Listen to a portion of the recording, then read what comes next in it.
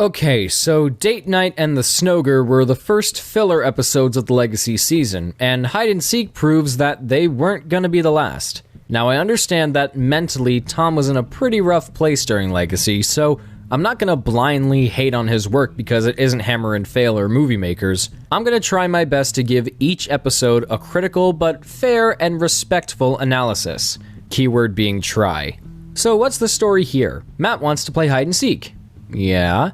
Ed and Tom play along but decide to watch TV instead. Okay, that's pretty funny. Matt meets a bunch of food creatures and has to fight a giant burrito-ranosaurus. Wait, what? Tom opens the fridge and finds that Matt locked himself inside. Well, this was a thing.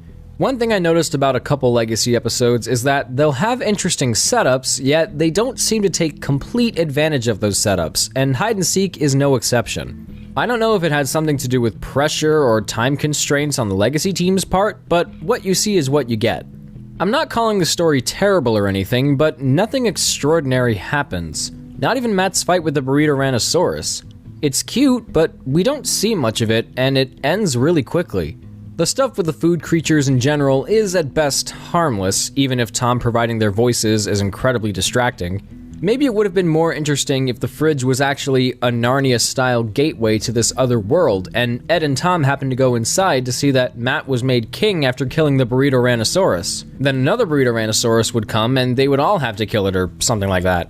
There's a lot more that can be done with the stuff that's here. It's totally fine on its own, and the scenes with Matt are very enjoyable, although this could have made for a really fun episode with a level of weirdness equal to something like Spares or Climate Change.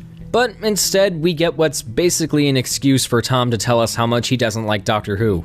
While Matt's off doing his thing, Ed and Tom are sitting on the couch watching a show that's obviously a parody of Doctor Who, and they get more and more bored by it. I get why Tom would be bored by it, but why Ed?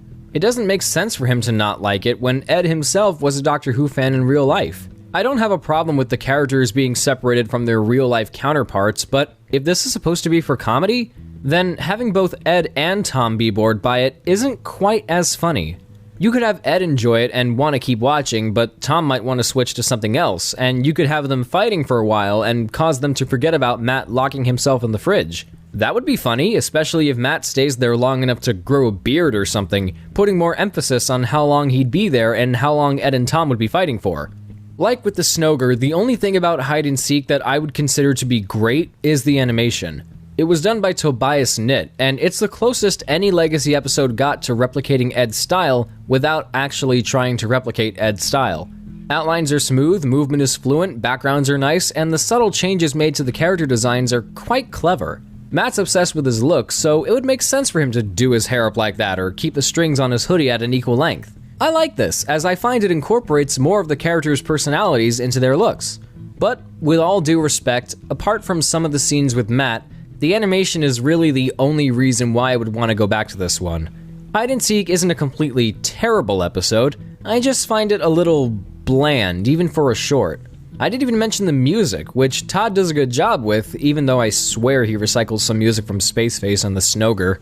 The story and the comedy are a little lacking to me, and while I, as a Whovian, can respect that Tom doesn't like the show, the jabs at Doctor Who just come up as a bit forced, unneeded, and honestly kind of make me wonder if Tom's ever seen the show at all.